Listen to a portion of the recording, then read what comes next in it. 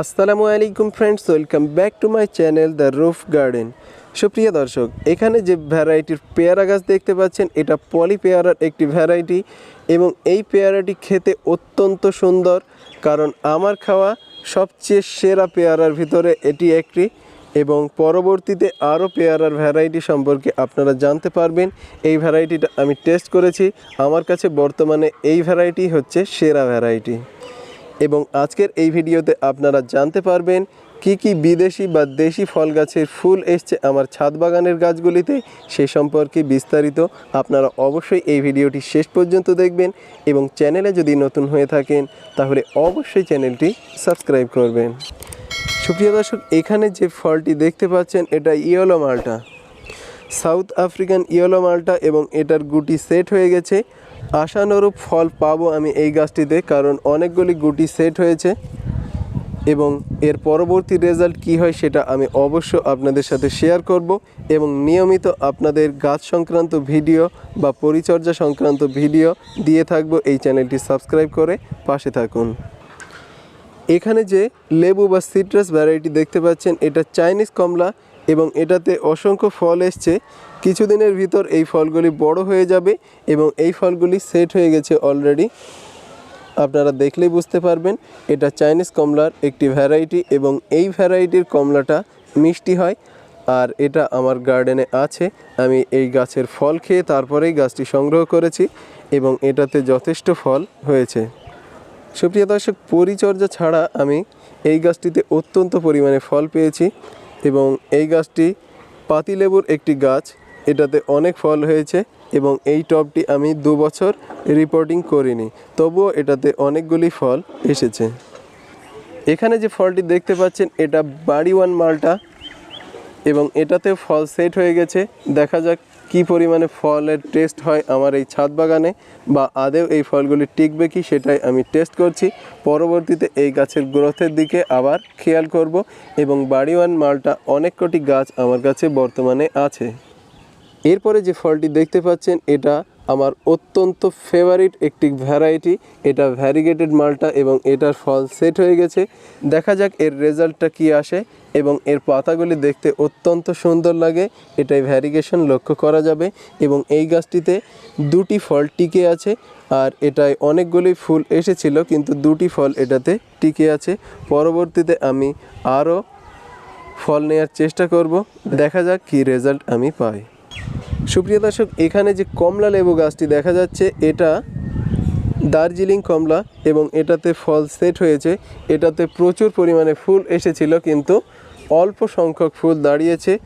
আমি ভ্যারাইটি টেস্টের জন্য এই গাছগুলিকে রেখেছি, পরবর্তীতে মাটিতে রোপণ করব এবং ড্রপ প্রকৃতির গাছ তৈরি করব ছাদ বাগানের জন্য।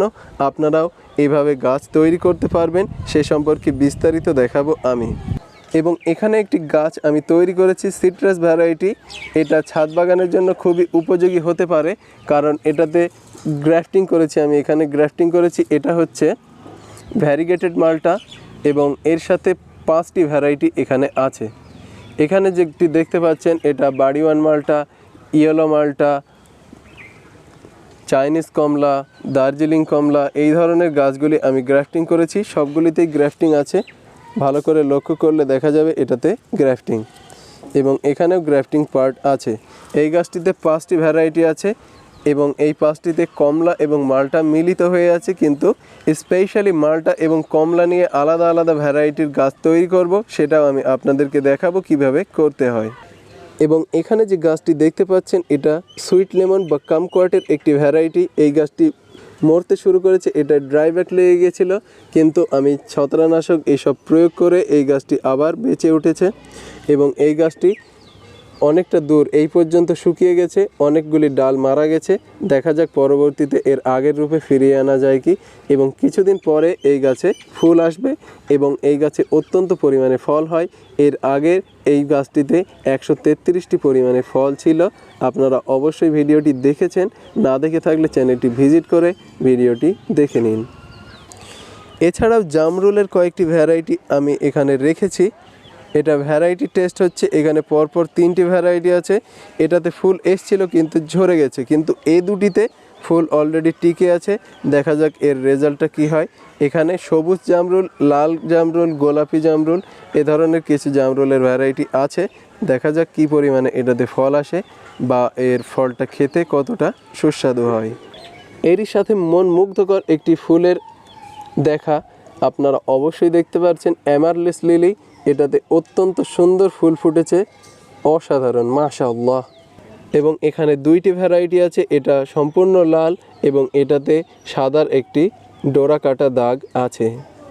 এবং আমার এই পাপিনো মেলন গাছে অত্যন্ত পরিমাণে ফল হয়েছিল।